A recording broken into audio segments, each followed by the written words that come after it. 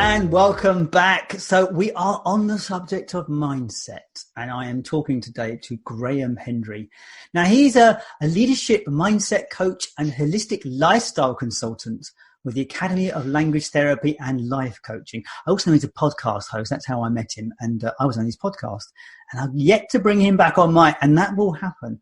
So, Graham, thank you so much for taking the time to be with me today. And we are talking about the challenge of change. I think we're talking about, don't we? So, look, tell me a bit about yourself. How did you get to be what you are? First of all, before we get into that, and this relates to coaching, as you know from our little preamble, I'm a bit fired up and kind of a bit pissed off and angry today. So if it all goes horribly wrong in this conversation, feel free to blame me entirely. Because as I say, we don't spend every day like on tip-top form, right? Right. We don't. We're supposed to be able to deliver on demand fantastic things at the click of a finger, at the push of a button. Well, I'm sorry. I'm a human being. I go up and down on the roller coaster of life, and I have good days and bad days, just like everybody else. So I struggle with my mindset as much as anybody else does. And you know what? It's the little things that kill. Right? it's the niggly little things. Like I get 99% of stuff right, and one little thing will happen, and it'll lay on my mind like, Urgh. And so I just thought I'd put that out there today. And I'm going to give you the example as well. This conversation might go on for days unless you shut me up. No, I'm going to shut you up immediately. Tell us about yourself, Graham. How did you get to be what you are? I really appreciate your energy. Have you got 3 weeks? No. Look, give us the 2-minute version. The elevator speech. There's no elevator speech for life. I'll tell you why. Because you have to take the stairs. Right. There's no shortcut, right? So there's no elevator speech to how I got here. I grew up in the north of Scotland in Murrayshire, spent the first 17 years of my life here, did nothing significant except ride my bike around the village. Went to university. Got thrown out after being almost head boy in my school, right? In a year at university, I was thrown out of university. Then what? Lived in London for a while, got tired of that, decided that the world's a bigger place, so decided like this, snap of the fingers, I'm off to Europe and I'm going to work out there, and did that, and packed up all my stuff and said bye to my girlfriend who was in tears going, where are you going? What are you doing? Off I went to Europe, deciding I was going to travel around for a bit, got a job, worked for a couple of companies, got fired from my job after being like a central country director in a country in Central Europe for education, and then decided to start my own company. I never planned to start my own business, but I thought if other people can do it, I can do it. It can't be that complicated. I looked around at people who I thought were maybe slightly less intelligent than me, and they seemed to be doing very well. And I thought if they can do it, I can do it. Right? It's the same thing in life, right? You see somebody else doing it, I can do that. So I started my own language school out in Slovakia, and ran that for 10, 15 years until I decided to put it online and work with my clients online.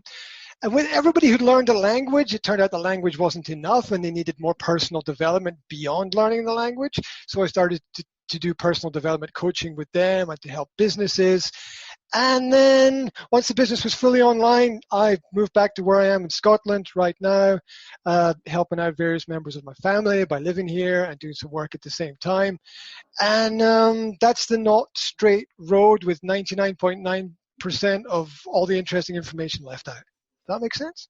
Yes, seems to work for me. Do you want to dive into any of the other parts of about mindset, right? So you've had a journey. The point is, you've had a journey, haven't you? You've had a journey, and it's brought you all the way out and back home again. I think that I think my perspective is not the same as everybody else's perspective. And yes, you're right. It's been a journey. It's never been sort of a specific the destination is not the point. It's about what you're learning on the way. And I think when people are growing up, I think that they sort of form a certain idea of what the world is like in their mind, and they kind of keep it with them for most of their life.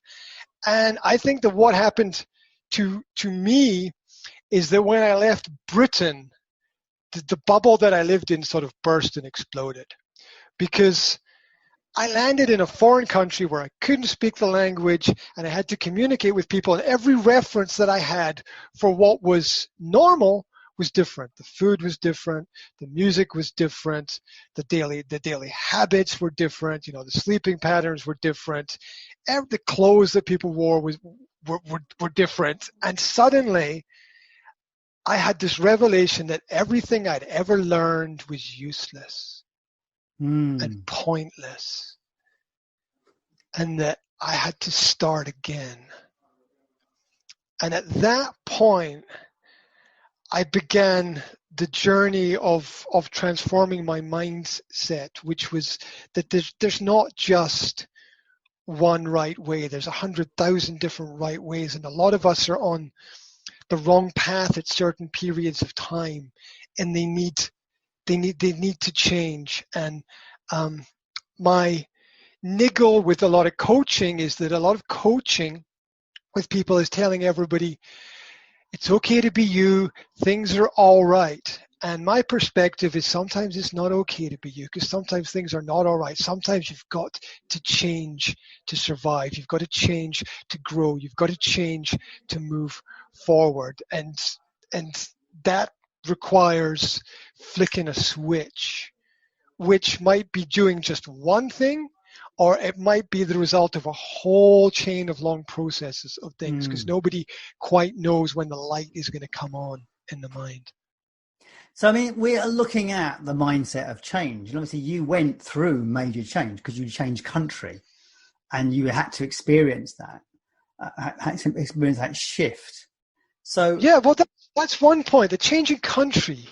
I advise some of my clients after periods of time working with them and getting to know them really well to go to other countries for periods of time.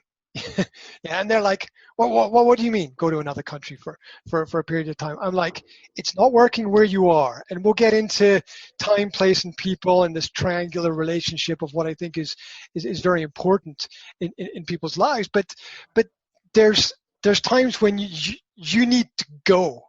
You need to get out of wherever it is that you are. You need to land yourself in a different environment, and you need to see, with certain safety precautions in place, how you handle yourself in that environment, understanding that changing the environment is going to change a lot of things, but it's also at the same time not going to change who you are down deep inside at the same time. So changing a country, which I've done myself, I never recommend to anybody else to do anything that I haven't tested on myself first. Right? And that's quite a radical thing for a coach to suggest someone does something, because coaching is normally about allowing the person to suggest, not the coach. Mm-hmm. Yeah, but if the person's not going to get there, and I'm working with people very slowly to get them to a point, but if you can take 6 months and put it into 6 seconds, and I'm not saying just, shock them to death. What I'm saying is that life is short. Yes. There's only a limited amount of time we have. Yes. And sometimes people don't have 6 months to fuck around. Excuse my language. I'm very sorry. So they don't. So if you can take 6 months to get this person to realize they've got to change something, and you can say to them, you need to get a ticket, and you need to get on the plane, and you need to go to that place and spend a month there, or a week there, or I don't know, a year there, or whatever, because that will help you realize what you don't see, because you're stuck in one way of thinking here. Because if you walk down the same roads every day, whether it's physical or in your mind, you're not going to see anything new, because you're going to become blind to everything that's around about you. You said actually a coach did suggest that. I mean, it was more of a mentor, and it was in a group, but it was a coaching session. And I was feeling particularly, a couple of years ago now, I was feeling particularly kind of like with everything. And he said, you just need to get away. Go away somewhere. You just need to go away. just for a few days. You know, you're like, yeah, tell your family, get themselves sorted, go. And I did. I went away. I literally took our caravan. I actually didn't go far. I actually went over to the other side of Inverness. But, you know, I took my caravan there and I was there for like 3 days on my own. And it was bliss. And I noticed, and I wrote pages and pages and pages. And I just wrote. I just journaled where I was at. And ate when I wanted. You know, it's good. Yep, and that's what works for you, and something different is going to work. Is going to work for everybody, because everybody's mindset is slightly different, because everybody's experience is slightly different. Very often, the environment that a person in is so toxic that it doesn't matter what they do, they're not going to progress in that. That's why people have to leave jobs at certain points in time and take that jump and take that risk. That's why people have to leave relationships at certain points in time. They've got to jump and they've got to take that risk, because sometimes just staying where you are is not enough, except all it's doing, unfortunately, is lining the pocket of a coach who's not going to get you where you need to go. It just recycles, doesn't it? So let's just unpack a little bit. So what in your opinion is mindset? Where does it come from? What is it? It's a way of thinking. It's partly how you're brought up. It's the way your experiences shape you. See, I don't really think that if we have a different opinion on a topic, that you're wrong. I actually think that we're both right. And let's take a silly example. Let's say I think Liverpool football team is fantastic and you think Liverpool football team is terrible. No. I don't know if they're good or bad, to be honest, because I don't follow football. But I don't think you're wrong. I think that your experience has imprinted upon you this impression. And that's going to be different from my experience. So we're going to form different conclusions because we have different data sets of information involved in the process. And so mindset is partly realizing that from an intellectual perspective, you have to be able to pick up any object, like I've got this Rubik's Cube here, like pick up any object and, you know, study it from different angles, study it from different sides, see how it looks, analyze it, because there's way too much one-dimensional thinking happening. Yeah, and I think part of this comes from, like, I built and ran my own school with my own curriculum, so I've got this line on education, and I have a great problem with there being one answer to one question. Here's the question, and here's the right answer. I've got a massive problem with that, because I think that your experience is going to dictate to you what the answer is. And if you've got 30 students in a class, there can be 30 different answers, and it's perfectly okay. I don't want to shape everybody into the same specific way of thinking, which is also why I think the coaching that people do has to be individual.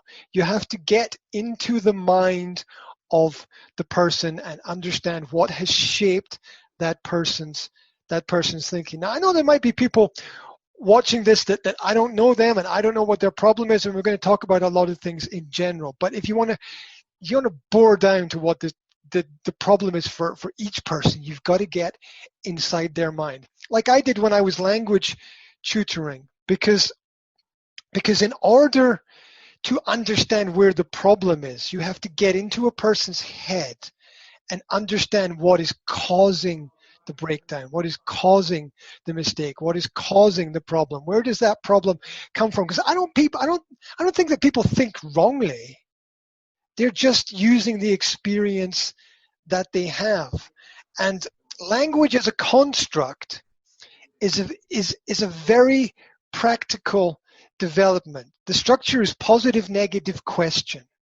And if there's a breakdown in a person's understanding, then there's a breakdown in those processes. And what I did in language development was basically, in conversations, climb into people's heads and work out what is the origin of the mistake. And that's in essence a lot of the personal development and the language coaching that I do with people, because there's only two ways to understand people. One way is to look at what they do and the other way is to listen to what they say and see if those are congruent. And if those things are not congruent, there's a breakdown somewhere, and then we need to analyze why. I don't know if that answers your question at all. I think it does. Yeah. I mean, clearly, yeah, mindset is a collection of all the things that have been your influences, and so they set your mind in that sense. So if you've been brought up in an environment where certain things happen, then when you go elsewhere, you're going to apply the same rules. Your mindset. Yeah, and sometimes that's not going to work. Well, because you've got to adapt yourself. No, it isn't going to work, and it isn't going to work now, is it? Because people are trying to go back to work, back to life, following a pandemic, and their expectations and the reality of what they're going back to will be completely different. Absolutely. It's hard. I mean, my journey to mindset came through the 4 books that I wrote as well, because I started off with principles for leadership, because I thought it would be good to understand the underlying foundations of morality that leads to people's decisions. And then once I'd sort of run through that in my own mind, the second book I wrote was the laws of leadership, which looked at setting your individual targets, your morality for yourself. Then I had limitless leadership, which was about breaking down all borders, having no borders and no boundaries to what it is that you can do. And then I got to mindset, leadership mindset, which is about the formation of thinking and understanding that contradictions are a necessary part of life. You need to be able to both push and pull, but not at the same time. Now that's slightly abstract, but what I mean in reality by that is, if I say yes to something for you today, maybe I've got to say no to it tomorrow, because the situation will be different, the time will be different, the place will be different. Not every and guys, if you want to ask a girl out, or girls, if you want to ask a guy out, realize that asking the question again in a different way, in a different time, in a different place might get you a different answer, right? But that's also, yeah, as you say, reframing the question often does get you a different answer, because you're in any situation, reframing the question will get you a different answer. So can I bring unless you're asking me and I'm hard-headed and I'm a mountain, right? And I'm just like, Indeed. Because I'm like that. So you said there was a framework, a 3-stage framework to mindset. Okay. Well, how this works for me is you've got to start somewhere. Yeah. And I also want to add to that point that when people have a problem that they want to solve, in my experience, the source of the problem is completely different from what they think the problem is. And that I've reached that conclusion in 100% of the cases that I've dealt with. That people know there's a problem, they think it's because of A, but really it's because of Z. And you need a framework in which to understand the mistake in the thinking. So this is the beginning. This is not the end point. This is the beginning. This is how I start. I start by looking at this triangle of 3 things: the time, the place, and the people. And realizing that if you can get these 3 things coming together, then you will achieve whatever you want to achieve. Or you will get a result that will move you forward, basically. Yeah. 2 out of 3 is not going to get you there. If you've got the time and the place, but not the people, it's just not going to work. And we can see that in terms of, if you get the right person in the right position in the right company, there's no stopping the company. If you get the wrong person in the wrong position, it's just a disaster, and everybody feels bad, and there's conflict, and people leave, and companies fail all the time, and that's part. Unpick each one of them for us. Right. Time. Time. Who controls your time? If you are going to have some growth, some development, some progress, some movement forward, you need to have some control over your time. Mm-hmm. You need to have some control. You need to have some little bit of control over that. And then, so you need to analyze who controls your time. Do you control your time? Yeah, like if you go to work, you probably don't. And even if you work for yourself or your own company, or you have your own company, you're doing a lot of paperwork, you're doing a lot of things for the government. So your day is still filled with doing things for other people. And then you've got your family life and your personal life, and if you've got other people to help, and you've got kids and all these things going around, there's so many factors affecting your time. You've got to understand how much time you have to make the important decisions for you within that. So who controls your time? That's the first thing to realize. Because if you don't control your time, if you spend all your time doing things for other people, that's great. But if you neglect yourself, how can you possibly help anybody else at the end of the day? If you get sick because you work too hard, then you can't help anybody at all.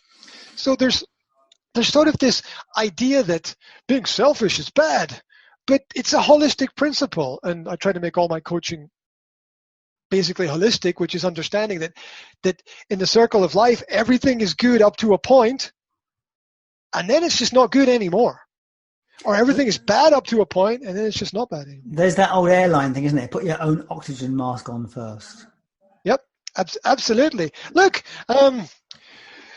guns in society are pretty bad until you're held at gunpoint by a group of crazy people because you're in the wrong place at the wrong time, in which case you bloody well wish you had something to fire back with. Yes. Right?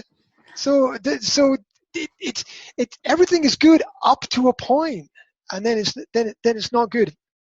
It's not good anymore. So I don't know.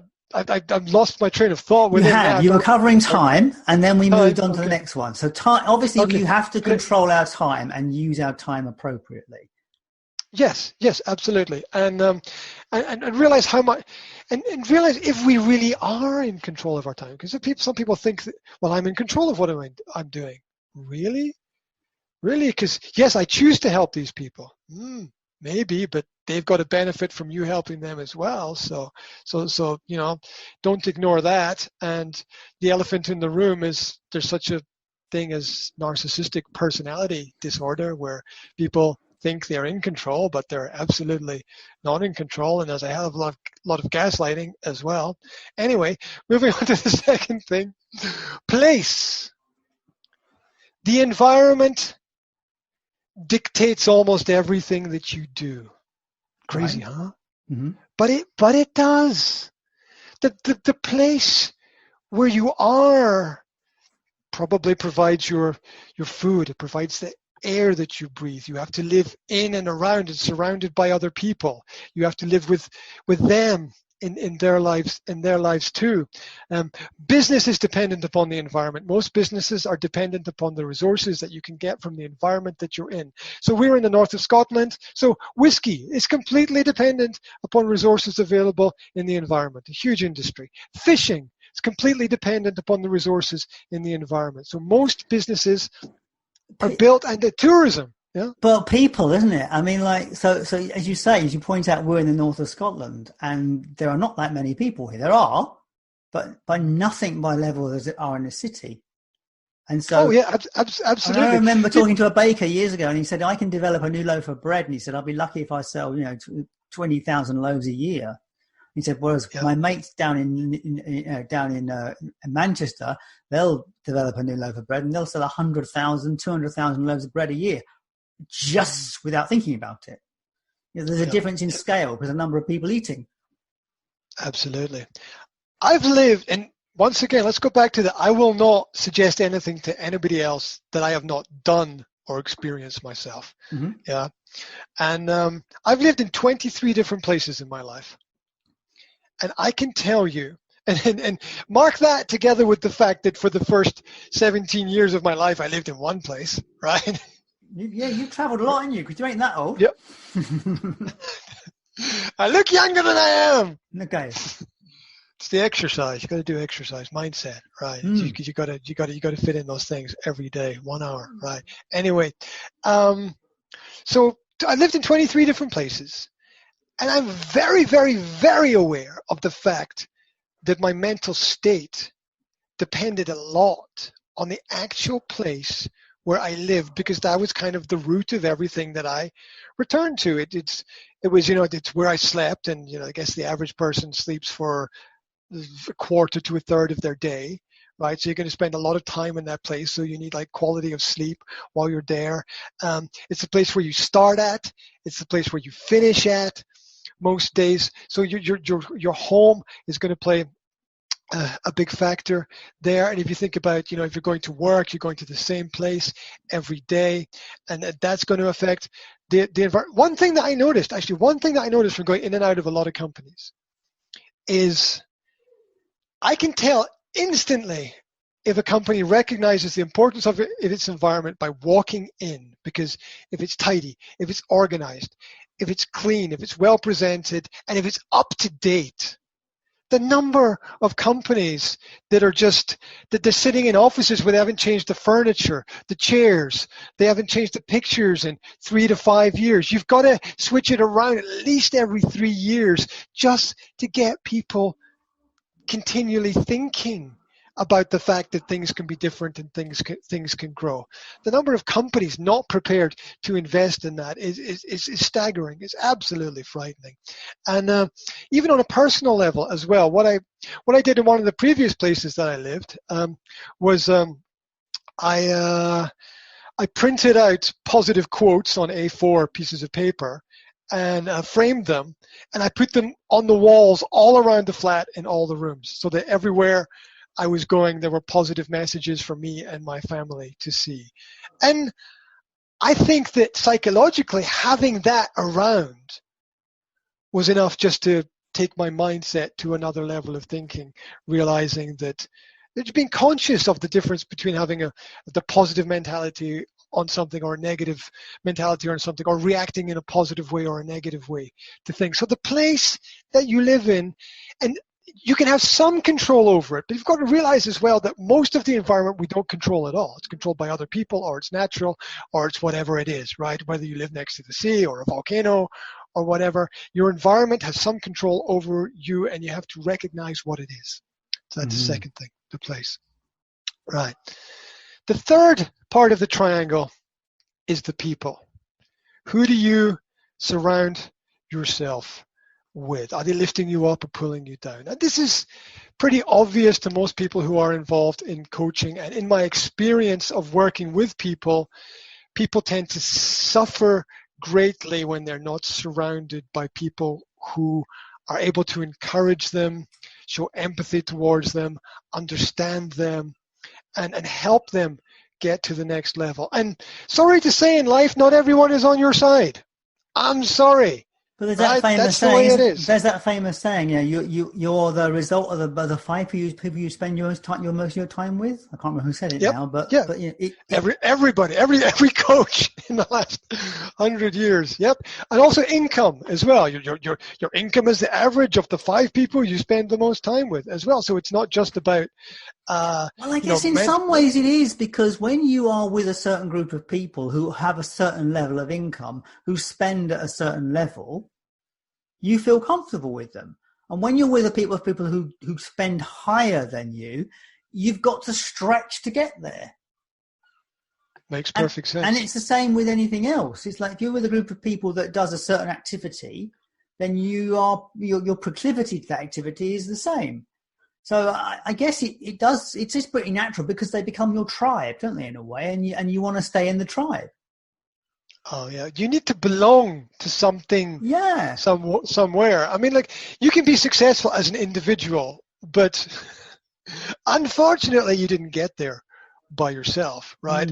Who built the car that you drive? Yeah. Who paved the streets that you walked down? Who fueled the plane that you go on holiday in? Who built the building that you live in, right? Yes, we only survive by standing on the shoulders of the giants throughout history who are not really giants at all. They just stood on the shoulders of the people before them and look bigger because of that.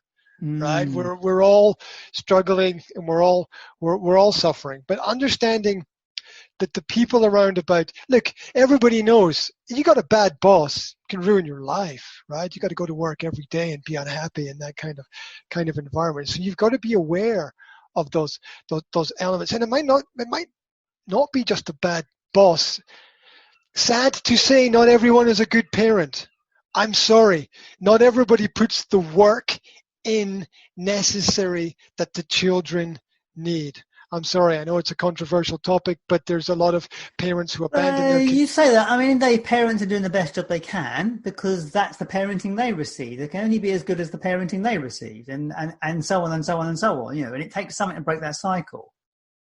It does, but you're never going to get to the first division continually playing in the fourth division, right? You've got to level up, and it's your kids, for God's sake, right? Yes. It's your kids. Like, when I think about the things that shook up my life and caused me to change and make me realize that other people can change because I can do it, other people can do it because I'm nothing special, right? When I think about the fact that I left Britain, when I think about the fact that I started a company, when I think about the fact that I had kids, and any parent is going to point out the obvious, that you gotta raise the level of your game suddenly at that point in time. Like, when I got 3 kids. My son is 7, my son is 10, my first daughter is 7, and my other daughter's 5. When my son was born, I was overweight. I was comfortable with being overweight. I was comfortable with my life the way that it was, and I'm not sure if I looked in the mirror or what it was, but I just definitely asked myself, is this the best example that I can set for my son? Am I right now the best example that I can set for my son? And the obvious answer was no. Obviously, there was room for improvement. So I decided, okay, I got to do something, and so I guess I got to go out and do some exercise or something, because I didn't do any exercise for 10 years except go to parties, which was fun, but there's obviously more to life than parties, unfortunately.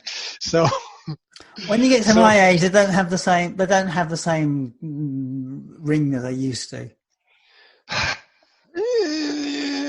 I can understand that. Maybe. I don't know, actually. Maybe. Yeah, maybe they're going to the wrong parties.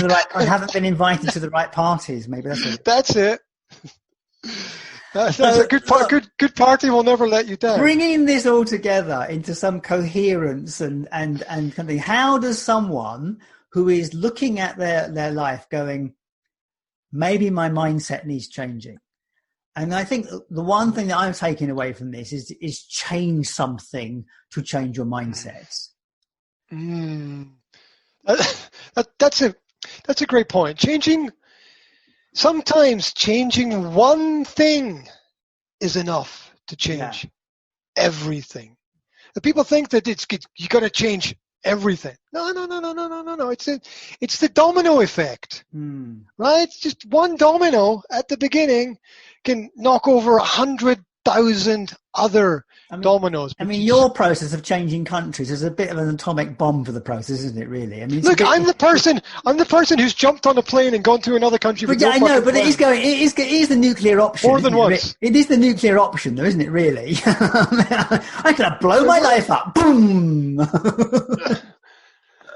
It will be if you don't do it in the right way. It will be if you don't do it correctly and safely and have a backup plan and tell other people what it is that you're doing and where you're going and have some safety measures involved.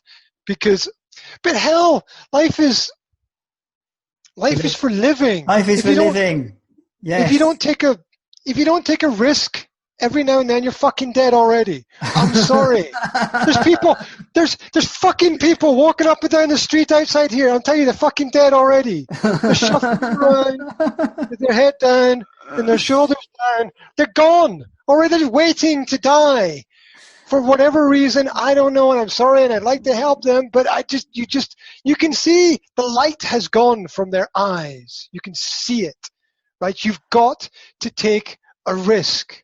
Yes. I don't mean every risk. I don't mean jump out of a plane with no parachute, but I'm saying you have to do it, whether it's, from my window here, I can see the sea, whether it's going out and swimming in the sea, right? Just going out and putting yourself in the water and being in the sea and having everybody else go, oh my God, look at that person, they're in the sea. Well, in the sea in the north of Scotland is a brave challenge. It's a brave place to go for anybody. Why not cold?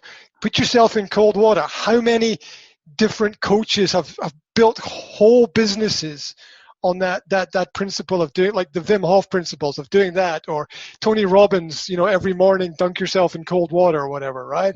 So I mean, it's there. It's there. The experiences are out there for people to have. You've got to go and meet them head on. They're not coming to you on a plate. And if they are coming to you on a plate, you got to, question what the hell is this about, right? Because there's a price and a cost to everything in life. So to cap it all, it's changed. We're just getting started. What are you talking about? We're going to cap it all. We're going to cap it all because you can. Well, I told you. We have to be a part 2. Tune in later. What else have you got to add then? Well, let's just reflect back on time, place, and people being extremely important, analyzing that, and realizing is my problem within the time factor. Can I improve the quality of things? Can I improve the control that I have over my time? Can I improve the control that I have over the place that I live? Can I improve my environment in some way that's going to be more beneficial for me and the people around? Tidy up. Get rid of stuff you don't need. Okay. Extreme minimalism. Yes. I reduced my life to 2 bags. Wow. I sold everything I had. Yeah. Okay. I sold my house. I sold my car.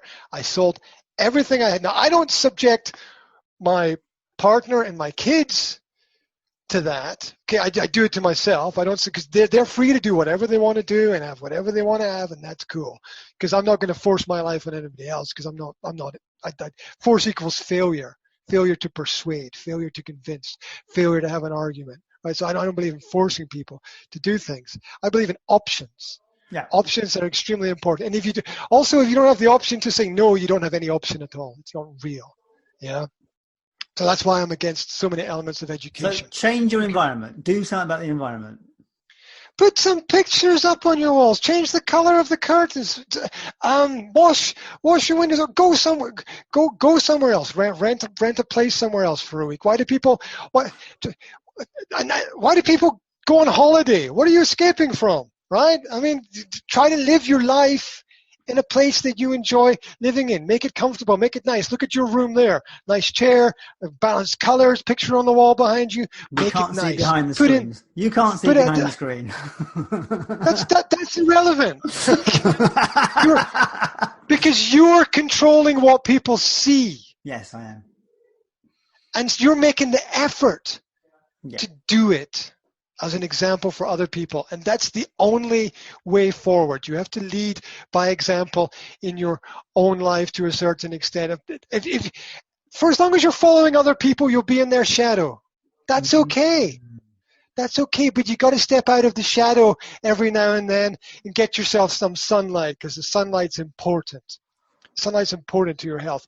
One other thing, right? So if you're sort of examining this time, place, and people, and you can't really bring it all in. You're foggy about it, and you're not sure where it is. And you've read my books, and they don't help. And you've had my coaching session, and that hasn't nailed it for you, right? But you're going to get the same thing in my coaching session, which is basically bring it forward. Pick one thing. One thing. You don't have to do 100 things. Pick one thing, one element, one thing. Doesn't matter if it's. Look at, you've probably got a list of things to do, either written down or in your head, right? It might be 3 things, it might be 20, whatever. Pick one thing, one key issue. You bring it to the front. You do that number one thing first. So whatever you have to do tomorrow, if there's a key issue, you don't do anything else until you get that done. You don't have breakfast till you get that done. You don't go out until you get that done. You do that one thing, you bring it forward, and you do it first, and you force yourself to do it first. And that's what works for me when I procrastinate, which I do because I'm a human being and I'm not perfect, and I'm sorry. But that bringing it forward, just take one thing, just change one thing. Don't have to change 100 things, just change one thing. You have nobody has any idea where anything that they do is going to end. No. If you take the risk. Oh, I don't know if I should buy this or not buy this. Well, if you don't buy it, nothing's going to change, and you go on like that, and that's cool. Keep it like that. That's fine. But if you actually invest in something, and then there's a chance that something will move and something will change. If you don't invest, you can take what you have and you can invest it in something else. Fair enough, right? One thing at a time. But you've got to realize the power that you have as an individual to make choices. Here's another point that's really important to me. People will say, and this is really controversial, and I don't care. People will say, "Don't judge." Say, "Don't judge people. Don't judge people." And I sort of agree with that. I'll see people and I'll think certain things certain times. I'll make judgments. They'll be completely wrong, and I'll be an idiot for doing that. Don't judge people. They'll put you in a horrible place in life. I get it. But holistic principles. You still have to make decisions in life. Decisions require some level of judgment about some things. You can't get through life not able to make judgments. Because if you can't make judgments, you can't make decisions. If you can't make decisions, you're not going to have any control. And you're not going to understand the responsibility that comes with commitment. So you've got to make some judgments about some things. You can't avoid it. Because the only way to grow is to take responsibility, and the only way to take responsibility is make decisions. And people in the modern world are shit scared of making decisions because they're worried about what other people think. And the truth is, nobody gives a fuck anyway, right? You wear whatever you want to wear today. You wear the green T-shirt, the red T-shirt. Nobody's going to worry what color of T-shirt you wore tomorrow because they're dealing with their own shit in their own life anyway. So there. Well, I have to say that was a breath of fresh air, Graham. I wasn't expecting that lot. Boom! Boom, absolutely. But that's the point is what you're saying is here. I mean, I'm going to put you under the tough love heading because it's what you're saying here is change. Make a decision and change. And the reality is you can change again. Nothing is final. You just change, make a decision, do something different. As you say, do one thing a day. At least you can tick one thing off a day. You've done something towards it.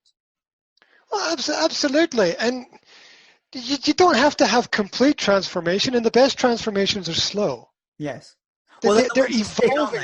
So they're the ones that stick. The consistent change. Look, you can do exercise every day, or you can go and have an operation.